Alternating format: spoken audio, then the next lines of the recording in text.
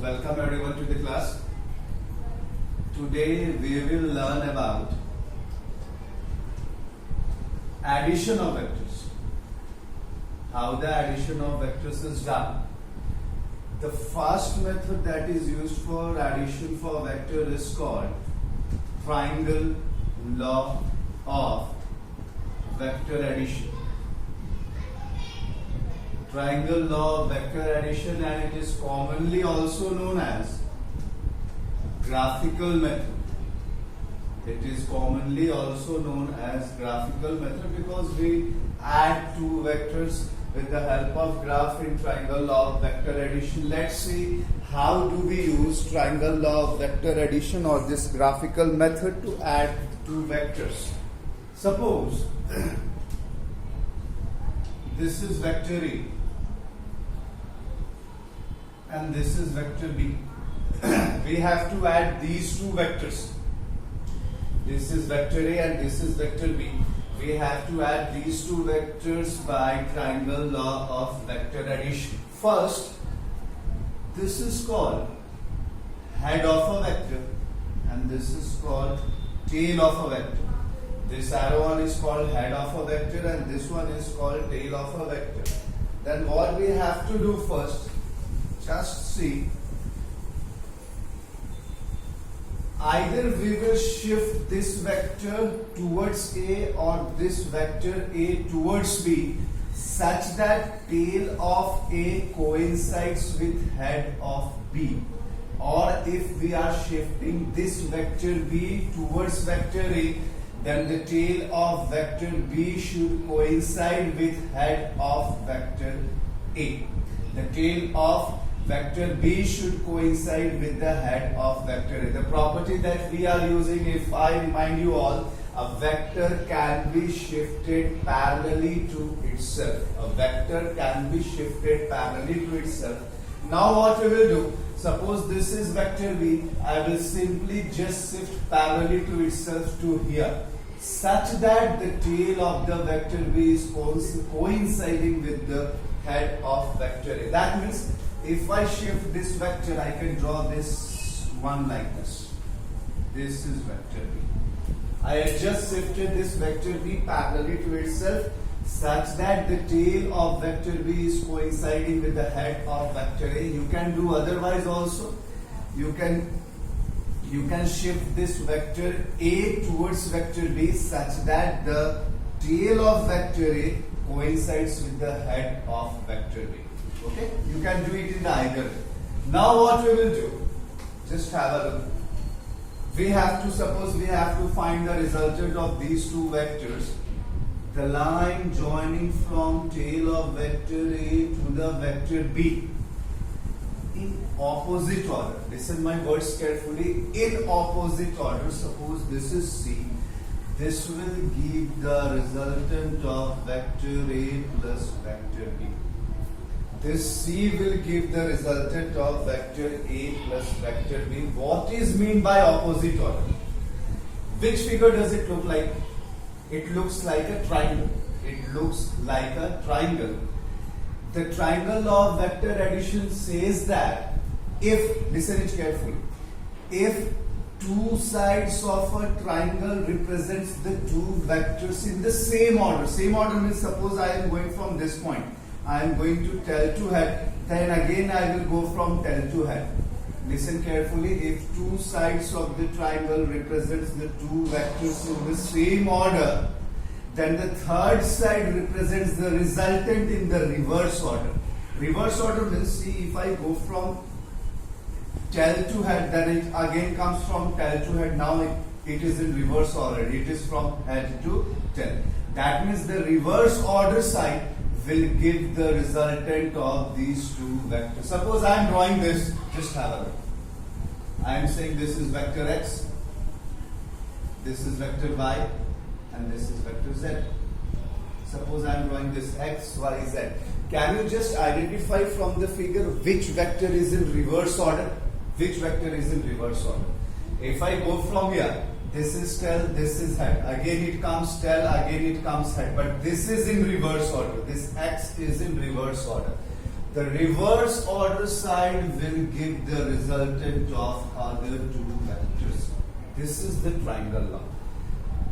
The vector taken in the reverse order give the resultant of these two vectors. This is called triangle law of vector addition and called graphical method because we add the vectors on the graph, measuring this magnitude, and then again measuring this magnitude. This will give the resultant.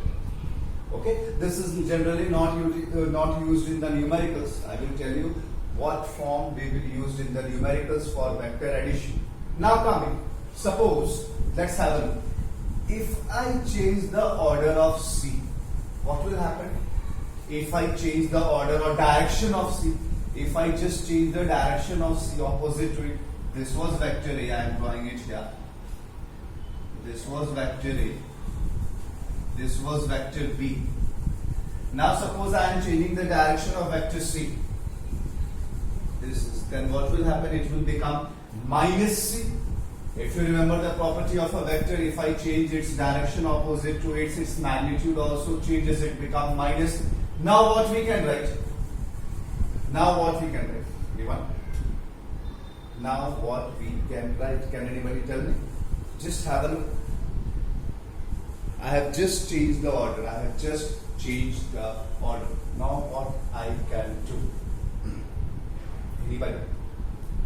Now I can write like this.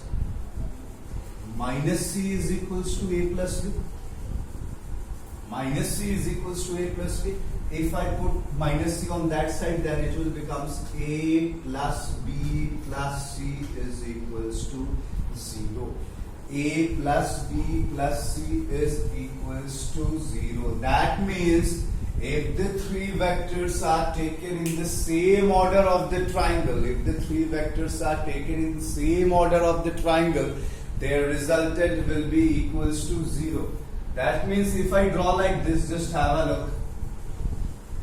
If I draw it like this, this is X, this is Y, this is Z, then X plus Y plus Z. The resultant of these three vectors will be equals to 0. The resultant of these three vectors must be equals to 0. Understood this triangle law of vector addition? Sometimes a question may come. Suppose I am drawing this one. This is vector A, this is vector B, this is vector C. Which is the resultant? C is the resultant. C is equals to A plus B because C is in the reverse order. Look at it. I am going from tail to head, then again from tail to head, but C is in reverse order. If I change this, suppose this is vector D, this is vector E, this is vector F. Now which is the resultant? Now there is no resultant, but we can say that the sum of these three vectors D, E, F is equals to 0. If they are drawn in the same order. See what it means by same order. We are going from tail to head, then again from tail to head, then again from tail to head. That means these three are in the same order. That means the resultant of these three vectors should be equals to 0.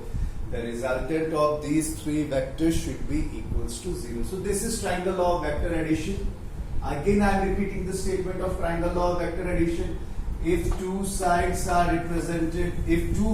are represented by two sides of a triangle taken in same order, then the third side in the reverse order give the resultant of that two vectors. This is triangle law of vector addition. Coming to second one, just wait a minute.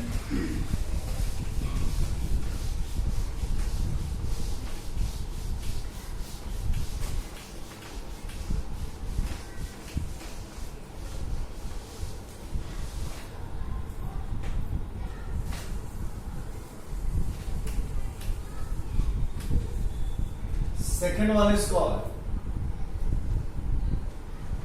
parallelogram law of vector addition. Parallelogram law of vector addition. This is used for numericals. This can be used for any type of vector numericals. Very useful. Let's see what this parallelogram law of vector addition says. If two vectors are represented by two sides of a parallelogram. I can draw it like as a parallelogram. Just wait. See. Then what will be this side? This side will be also vector A and this side will be also vector B. Opposite sides are equal and parallel in parallelogram. Okay. If two sides are represented by two vectors of a parallelogram, then the resultant gives its, then the diagonal gives the resultant of these two vectors. Then this diagonal I am writing the point. Suppose this is what should we write? X, Y, Z, W. Here we are drawing the construction. Oh. This is our parallelogram Y, X, Z, W. If the two sides represents the two vectors in a parallelogram, then the diagonal will give the resultant of these two vectors. Then the diagonal will give the resultant of these two vectors. This is the statement of it. Let's find out what is its magnitude and what is its direction. Suppose the angle between these two vectors is theta. The angle between A and B is theta. And suppose R is making an alpha angle with A. R is making an alpha angle with A. Okay? This is vector A.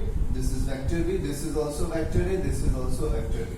Now, look at a right angle triangle ZWO. I am writing it here. In triangle ZWO. If this is theta, then this will be also theta. How? By the parallelogram property, corresponding angles. In triangle ZWO. Tell me what should be the value of sine theta. What should be the value of sine theta? That will be ZO upon ZW. Sine theta will be equals to ZO, perpendicular upon hypotenuse. What is hypotenuse? B. I am writing it here. Therefore, ZO will be equals to B sine theta. We are taking the magnitudes. We are taking the magnitudes. I am not adding modulus sign here, just writing as B. B sine theta. ZO will be equals to B sine theta. Now, in the same triangle, if we took cos theta, what will be cos theta? OW upon ZW, base upon hypotenuse. Now OW will be given by ZW was B cos theta. Just remember these two things, ZO and OW. ZO is B sine theta, OW is B cos theta. Now, have a look at this bigger one triangle, bigger right angle triangle. For triangle ZOY. For triangle ZOY. If this is a right angle triangle, then we can what apply? Pythagoras theorem. We can say YZ square is equals to ZO square plus YO square. What is the value of YZ? R. Yes, R square equals to ZO. What is the value of ZO? I think we have found it. Yes, B sine theta whole square. B sine theta whole square. Okay, just listen here. YO can be written as YW plus WO. YO can be written as YW plus WO. I am just writing it directly. A plus B cos theta whole square. YW is A and WO is B cos theta. We have already found it. Now just using that Pythagoras theorem, R square is equals to B square sine square theta plus A square plus B square cos square theta plus 2AB cos theta. Okay, just have a look at these two terms, B square sine square theta plus B square cos square theta. What is common between them? B square. If I take B square common, then what does it remain? Sine square theta plus cos square theta, that is equals to 1, so no need to write it. Plus A square plus 2AB cos theta. Therefore, R is equals to under root A square plus B square plus 2AB cos theta. This is the magnitude of resultant. This is the magnitude of resultant. R is equals to under root a square plus b square plus 2ab cos theta. This will be the value of the resultant. The angle must be known. The vector A must be known, the vector B must be known, the angle between A and B must be known. Then we can use the formula for resultant. R is equals to A square plus B square plus 2AB cos theta. This we have find the magnitude. Now we have to look about the direction also, because it is a vector quantity. Just have a look how we will find the directions. Okay, just have a look in the bigger triangle only. ZOY. In triangle ZOY. What is the value of tan alpha? What is the value of tan alpha? Tan alpha. What is tan alpha? Perpendicular upon base. I am writing it again. ZO plus YO. That means tan alpha is equals to, what was the value of ZO if you remember? B sin theta upon YO, again YW plus W, A plus B cos theta. This alpha gives the value of, this alpha gives the direction of the resultant. This alpha gives the direction of resultant. This alpha gives the direction of resultant. In answer you have to write with respect to vector A. That means resultant is making an angle alpha with respect to vector A. Because if I change this, if I change this sides, B will be here and A will be here, then the formula will also change. It will become A sin theta plus B, A sin theta upon B plus A cos theta with respect to vector B. Therefore, we have to write this alpha is equals to this with respect to vector A. Alpha gives the direction of the resultant. Alpha gives the direction of resultant. Let's see how this parallelogram law of vector addition.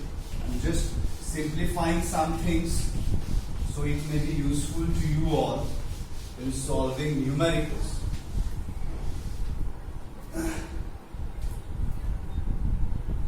Suppose there are two parallel vectors, this one, A and B. Parallel means angle is equals to 0 degree. What was the formula for resultant? Resultant is equals to under root A square plus B square plus 2AB cos theta. If I put theta equals to 0 degree, this cos 0 will be equals to 1. That will become A square plus B square plus 2AB, that is A plus B whole square. Therefore, resultant will be equals to A plus B square and root will get cut off. For parallel, you can directly apply R is equals to A plus B. Suppose these are anti-parallel vectors or opposite vectors. What is the angle between these two? 180 degree. If I put 180 degree here, cos 180 is equals to how much? Minus 1. That means A square plus B square minus 2AB. Then what will be the resultant? A minus B. You can apply direct for 180 degree. Now coming, if two vectors are perpendicular to each other, what will be the theta? 90 degree.